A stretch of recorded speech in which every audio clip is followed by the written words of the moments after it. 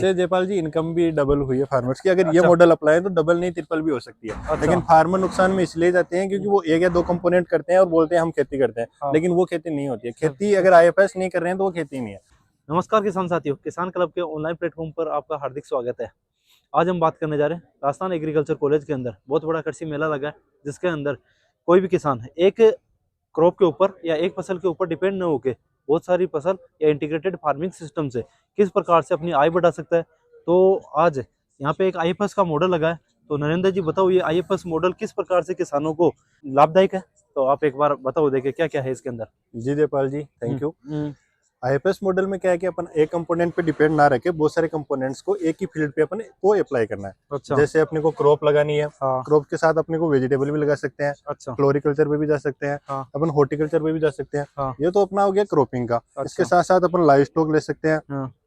बकरी पालन का अपन कर सकते हैं। हाँ। मुर्गी पालन कर सकते हैं। हाँ। एक्वा कल्चर में अपन जा सकते हैं, जिसमें अपना फिश रेयरिंग, डक रेयरिंग, ये दक्षिणी राजस्थान में ये प्रचलित है। अच्छा। जैसे मैं बताऊं, अगर फार्मर अगर केवल क्रॉप पे डिपेंड रहेगा, केवल फसल के ऊपर डिपेंड केवल रहेगा तो फसल कौन पे- कौन सी लगा सकता है? जैसे कि अभी केवल अगर फसल पे डिपेंड रहेगा तो उसके दो ही कंपोनेंट काम में आएंगे, हाँ। फसल और लाइव स्टॉक। हाँ। तो अगर कोई भी एक कंपोनेंट उसका फेल होता है हाँ।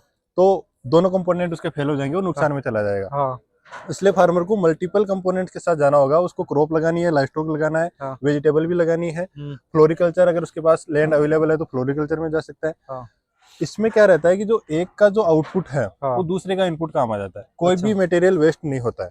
जैसा कि जैसा उसके अंदर जैसे लाइव स्टॉक है तो लाइव स्टॉक का जो गोबर है गोबर तो है, वो उसमें मेन्योर के रूप में काम में आ सकता है, जैसे खाद जैसे में काम अपन ने में लगा रखा है यहाँ पे हम्म। वर्मी कंपोस्ट का लगा रखा है। लाइव स्टॉक का जो भी गोबर जाएगा हाँ। वो वर्मी कंपोस्ट बनेगी। हाँ। वर्मी कंपोस्ट बन के वो वापस फील्ड पे आएगी हाँ। और वहां से अपन को केचुए का मल्टीप्लिकेशन भी कर सकते हैं। तो बिल्कुल केचुआ बिल्कुल। भी अपन बेच सकते हैं। हाँ। ठीक है। तो दूसरी चीज, जैसे अपन मुर्गी ले रहे हैं, हाँ। मुर्गी के चूजे बहुत कम रेट में मिलेंगे। हाँ।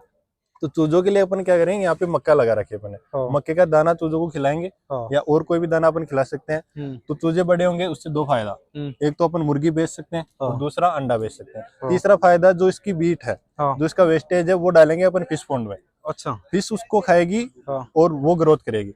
थोड़ा सा मक्के का दाना डाल देंगे तो फिश मार्केट में जाने लायक हो जाएगी। हाँ, मतलब सारा इनपुट इसके अंदर काम में हाँ, आ जाएगा। सारा जो इनपुट इसी में काम आ रहा है। हाँ। तीसरी चीज, वो पानी भी अपना वेस्ट नहीं है। अच्छा। वो पानी भी वापस क्रॉप में अपन अप्लाई कर सकते हैं। वो न्यूट्रिशनल वाटर है। हाँ। हाँ। जो ज्यादा क्रॉप की अपीयरेंस अच्छी आएगी, उससे उसकी प्रोडक्टिविटी भी बढ़ेगी, प्रोडक्शन बढ़ेगा। और इस प्रकार से अपना पूरा जो सिस्टम है, जो अपना खेत है, वो पूरा ऑर्गेनिक और हो गया। इसकी वजह से अब आपकी फर्टिलाइजर की कॉस्ट कम हो गई। ऑर्गेनिक होने से उसकी मार्केट डिमांड बढ़ गई, तो उसकी अच्छी प्राइस मिलेगी। अच्छी प्राइस मिलेगी, साथ के साथ आपने बहुत सारे कंपोनेंट कर रखे हैं, तो इसके से आपकी न्यूट्रिशनल सिक्योरिटी भी बढ़ी है। क्योंकि आप वेजिटेबल ले रहे हो, एग भी खा रहे हो, फिश खा रहे हो या फ्रूट्स खा रहे हो, तो उससे न्यूट्रिशनल सिक्योरिटी बढ़ी।